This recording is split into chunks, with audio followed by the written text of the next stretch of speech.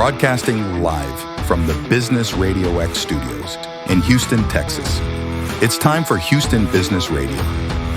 Now, here's your host. Hello, Houston. Trisha Stetzel here, bringing you another episode of Houston Business Radio. So today's guest is Paul Malott, founder and CEO of Automations 24, where he helps growing businesses eliminate friction and scale smarter through no-code automation.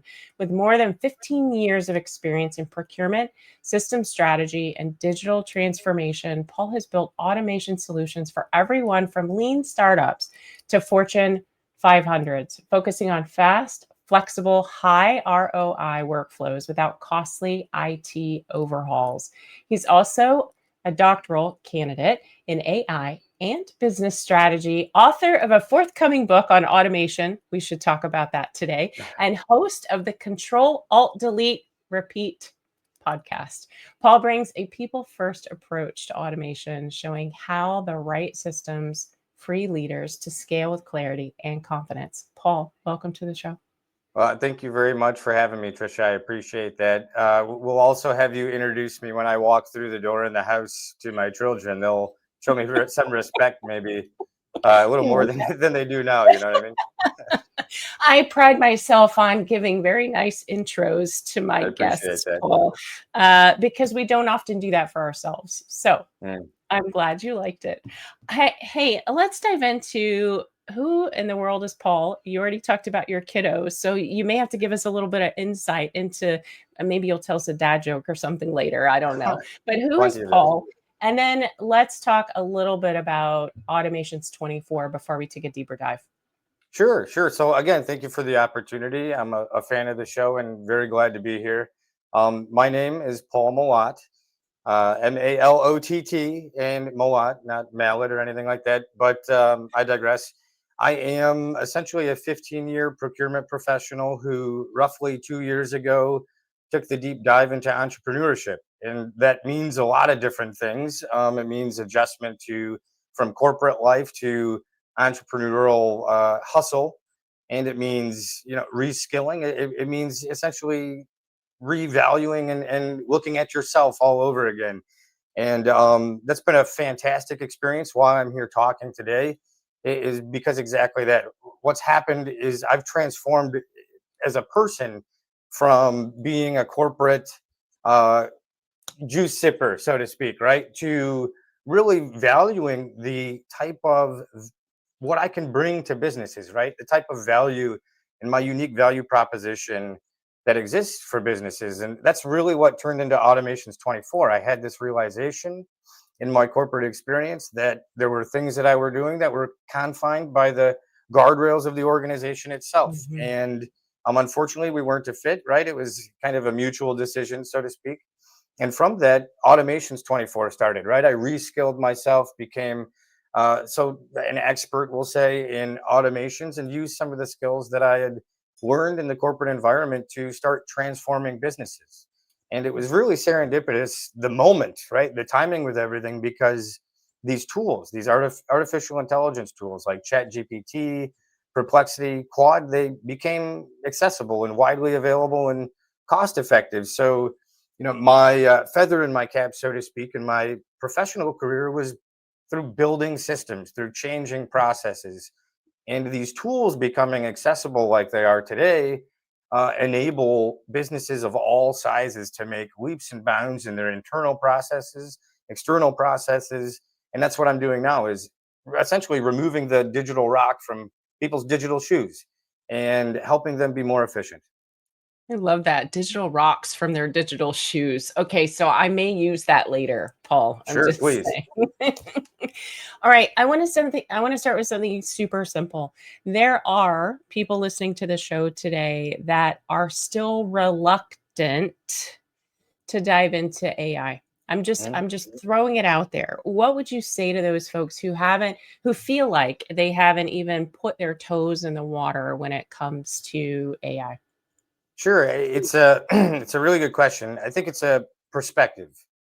The idea that hustle equates to money is changing, right? We see these companies that are 5, 10, smaller than that people, making huge value, presenting huge value to clients, right? Mhm. Whether it's through software or changing the way that physical services are delivered. And we have to kind of embrace that change of mind frame. It's not necessarily hustle equates to more money or more success. No, it's about developing something that is agile and flexible and can be basically you can update it and change it right as the external market demands. And Mhm. AI is really good for that, right? We have to think now about if you remove the hustle from the equation and just think about doing things smarter, and we think about manual processes, how much manual effort we put into our business. And I'll speak to the CEOs out there, to the business owners, the presidents of their own company. We're not working to bury ourselves from the work, right? We're working so that we can benefit from it in one way or another. Maybe we love it. Maybe you're freaks like me. You really like to work really hard and deep dive things, but there's a bigger reason for it all, right? And when you think about all the hustle you're putting into it, the manual work, you need to think about it like a tax on your business, Mhm. right? It's an inefficiency. It doesn't necessarily show up as a line item, but it's going to erode your margins. It's going to present a risk in the future. And you have to think of a way, just standard business is to think of a way to compete, right? And AI is a tool to compete. Automations are a tool to compete. So, with the accessibility of it, don't be afraid to dip your toes in it. Spend the $10, right? Where it used to cost 2 years ago, 10 years ago, hundreds of thousands of dollars, tens of thousands of dollars, right? Now it's effective. And if you have a little interest, you can adapt to it or adapt the tool to you and your business process and start doing things slightly different, but more effective and more efficient. Yeah, absolutely. It and $10 will get you a long way with tools that It we have really will. access to now for sure. It really will. Um, you have experience, Paul, from startups all the way to Fortune 500 companies. What's the biggest mistake you see businesses make when they first try to automate? It's the boil the ocean problem, right? You Mhm. can't eat the elephant whole. You can't try to boil the ocean.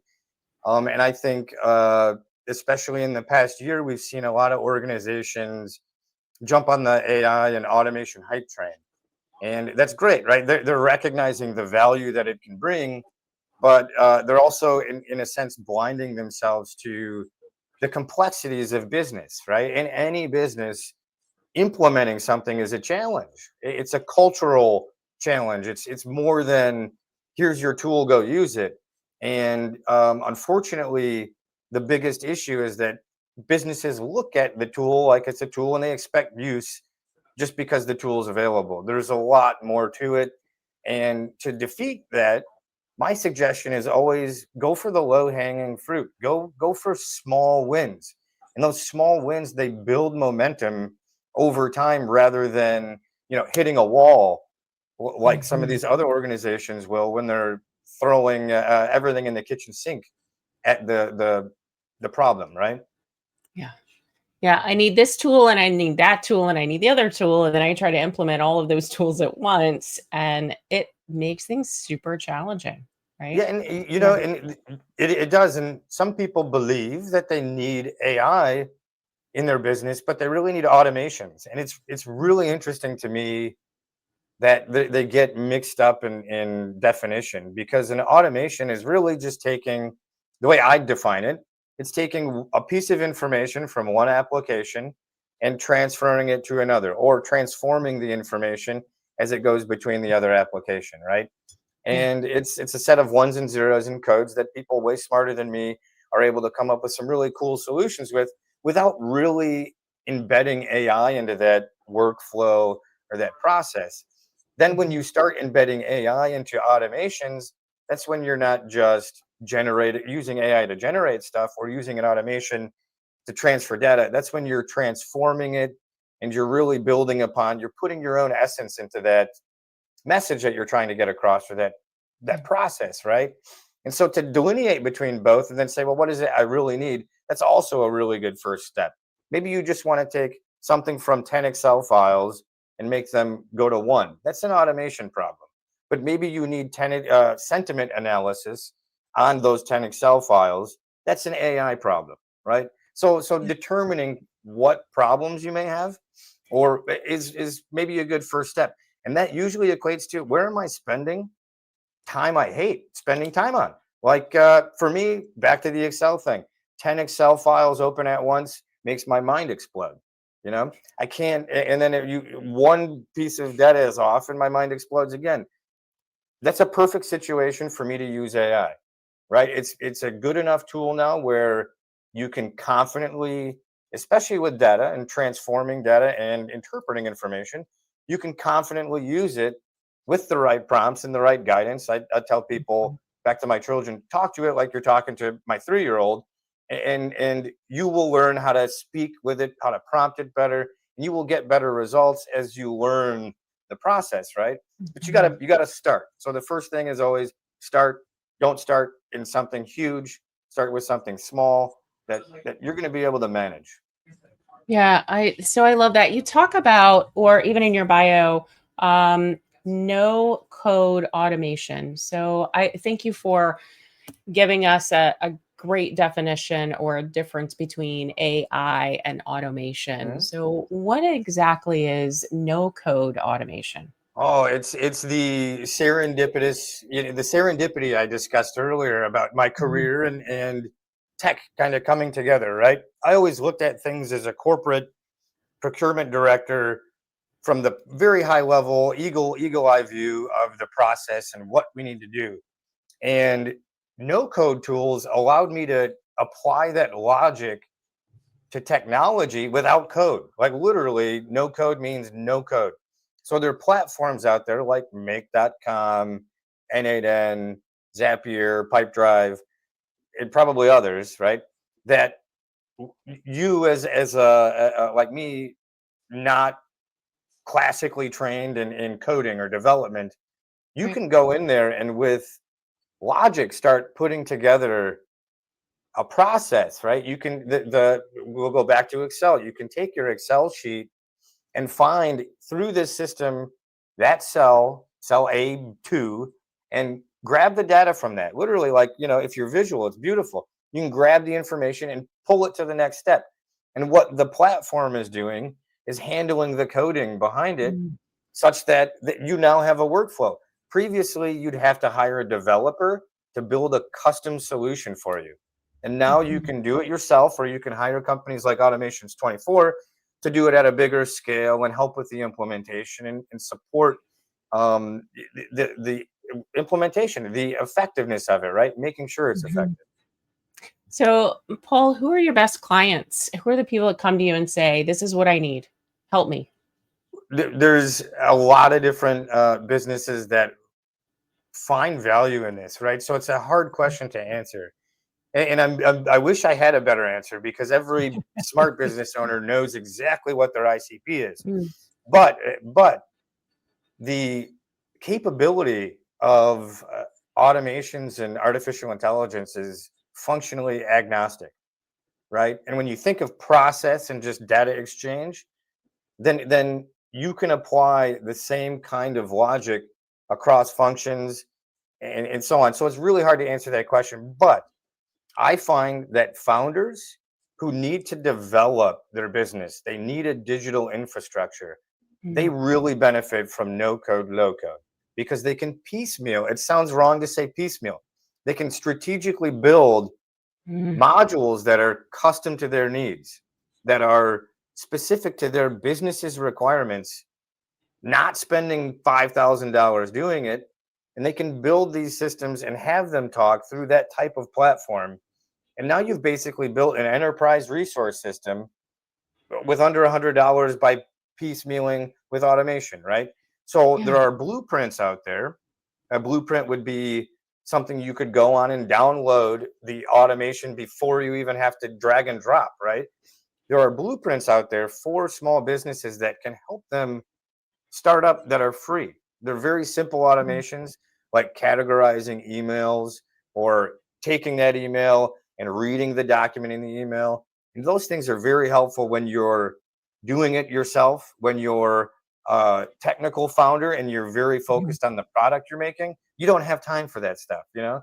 So, Yeah. so to be able to do it quickly, where it used to take hours, it's a huge time saver. On the other side, the businesses that are ingrained in how they do things, the small 50 to 200 people businesses, e-commerce, they're stuck in their ways. And they are realizing now that doors are opening where inefficiencies can be closed off. Mm. They can be just by doing things and differently. And it's unfortunate that the way that some companies are realizing is through oh crap moments, right? But there are other companies out there that are like, I think we could use this tool in this unique way. And you start to see the value come in almost instantaneously for these companies because they have the business, they have the tried and true customers that come back, and that hits their bottom line immediately. So I love serving those companies as well because you can come in and very quickly provide them return on investment. Yeah, absolutely. Well, and listen, your ICP has a challenge. It's not a particular industry or particular size, right? They actually Mhm. have something in common. So I think you know exactly who you serve without worrying about who that, you know, what industry they come from or what size they are, because they're challenged with the same thing, which is they need to be Mhm. more productive in their businesses. Okay. I know people are already ready to connect with you because you have so much knowledge around automation and AI, and so many of us don't. So we need somebody like Paul to talk to and come in and help us with our businesses. Tell people how they can connect with you or the best way to find you. Phenomenal compliment. Thank you very much. People can find me at www.automations24.com or on LinkedIn, Paul Malott, Malott. Okay. Thank you very much, Paul. So I want Mhm. to talk about the human side of systems because not everybody's ready for automation or they don't even want to talk about AI. So how does a leadership mindset or even the culture of a business play a role in creating this automation ready organization or environment? But great question. And we kind of alluded to that earlier in that you can't just grab a tool and hand it to somebody and say, here you go. It'd be the equivalent of me, having a chainsaw or something, and I wouldn't know what I was doing with it. It'd be dangerous, right? Excuse me. So in these cases, these companies need to realize that their fear is a common fear, just like you had mentioned the commonalities of issues across the businesses. It's a common fear across businesses, and I think the best thing that companies can do culturally is build the idea that artificial intelligence is not replacing people. It's an augmenting it's Mm, augmenting their capability, more or mhm, less, right? And that means AI isn't here to take jobs. It means that the company's trying to do the same thing they've always tried to do, compete, right? But they're competing in a way that they're giving us the opportunity to augment our value, right? So it means augment means amplify. It means if I'm really good engineer, I have a tool now that can amplify what is really good, but also really bad, right? So it's a balancing act that I believe company leadership must do when they're implementing this. Take their time, right? Recognize the value that comes through taking the time and allowing people to achieve comfort in using the tools before you demand the return from the tool itself, right? mhm, It's mhm. a harmonizing action here. So with augmenting and amplifying comes this idea that the Dunning-Kruger effect, that if you just give people this tool and we use the tool and we don't really understand the layers that are developing under it, we could potentially develop this idea that we're super uber competent in Mm, whatever it is we're doing, but in reality be incompetent in it, right?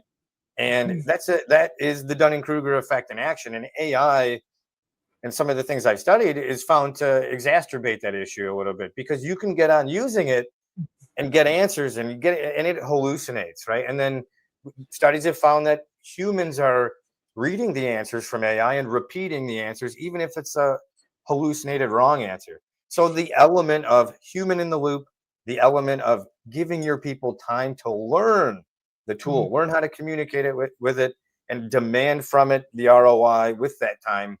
That's really the important thing for businesses. Yeah. And I love that you talk about it's not a replacement. There's so many conversations and Mhm. posts and things out there, right, that we're reading that says, "Oh, automation and AI are going to take over the world, and everyone's going to lose their jobs." I mean, the sky is falling, right? And I think in reality, we know that's not true. But it's nice to hear you, an expert in this space, really talk about how humans need to be writing alongside or using the tools, right? Because Mhm. that's where the information comes from. It comes from smart humans. Yeah. not, Well, not, mhm. yeah, go ahead, please. Well, it's interesting. I always like to think about Henry Ford in this example and the automobile. And there was a, yeah, I'm going to misquote this and I apologize for this, but he was asked a question like, what do the, if I gave the people what they wanted, they would have wanted faster horses. Right. So the idea that we're at this kind of moment right now where we're getting a tool maybe that we don't realize we need immediately to Yeah. that can be something that we have to cope with because Mhm. it is a different way of doing things and it's being forced on us I think to the benefit of all of us faster than we've ever seen before, right? There Yeah. are way smarter people than me out there talk about how we're seeing 30 plus years of technological change in three, right? But from these changes in AI, that compression really makes it hard for us to adapt. So business owners again have to be understanding of the culture impact that that has on their business, right? Absolutely. And technology is moving so fast. Thank you for bringing that up because you knew I was going to ask you this question. Not really. What are you excited about coming through the end of 2025 into 2026 and beyond? The accessibility of these tools, Mm. the fact that they are more accessible than ever, the fact that that means that so many creative people are going to be are starting to use these tools in ever more creative ways. I believe and I need to caution about this too. They're all making our lives frictionless, right? These tools are designed to make our lives frictionless, and I believe innovation and comes from friction in a way, right? Solutions come from problem solving. Mhm.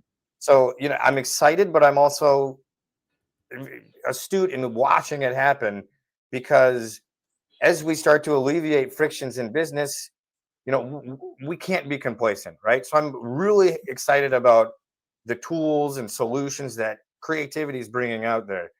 I'm really excited about the possibility that I envision the future being personal tech stacks where we all are capable of designing our unique persona, for lack of a better term, that is digital, and Mm. we're able to. We all have the capability to manage it accordingly, right? And it goes to the idea that we're personal branding ourselves. This is another way for us to recognize value, right? But we have Mhm. to be cautious of it too because it's going to present unique issues. But Yeah. unique issues present unique solutions. We just can't be complacent. Yeah, absolutely. And it's moving so fast at this point, right? We've got to Mhm. at least embrace a portion of it and start small. That's what I heard you Yeah, say. very Start with small. something, right?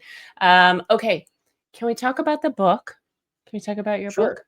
Okay, tell me sure, about it. sure. Unleashing the AI cash flow machine is a book written for small business owners, and it essentially details 10 of my favorite open source tools. And open source is essentially where the developers are kind enough to provide free or very cheap usage of these Mm, high tech tools. And what I do is I describe, you know, these tools individually, what their business case uses are, and it's really meant to bridge the gap between the super techie stuff that I barely understand, and the people who want to just run their business but don't know where to start with AI. This is designed to give you a high level idea of what tool is out there for what purpose, and Mhm. teach you when the time's right to start dipping your toes in the water. Okay, awesome. So can we find the book yet, or are we still waiting for it to come out? You can find it on Amazon right now. Fantastic. AI cash flow machine. Unleashing the AI cash flow machine. Absolutely. Unleashing the AI cash flow machine. I love it. It's fantastic. Okay. What about your podcast? Control, Alt, Delete, Repeat. That podcast is where I talk with tons of people in my situation, right? And business owners. And it's meant to be a quick 10, 15-minute trial and tribulation, so to speak, right? And the idea behind and the reason for the name is exactly that. Many times in business and in life, you're control alt deleting something, right? And automation is repeating something. What process are you repeating? So we take that principle. What processes did businesses or small business owners run into that they were like control alt delete, please? And then what did they find that was super successful for them, and why? And how did they use that and adapt? So that's where when you hop on and you're listening, you get to hear really cool examples of business owners and from all different types of industries, and how they're using AI and automation to overcome that control alt delete moment.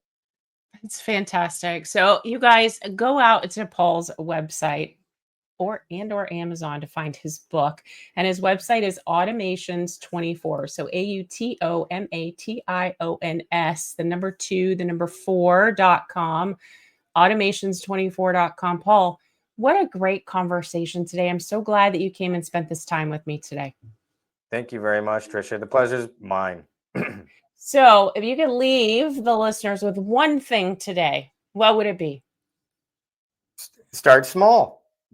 Don't be afraid to get wet, but start small, and talk to when you're using a large language model, talk to it like it's Paul's 3-year-old daughter.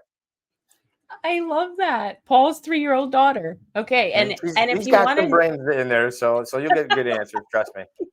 I love it. That's fantastic. Paul, thank you again for your time today. This has been amazing.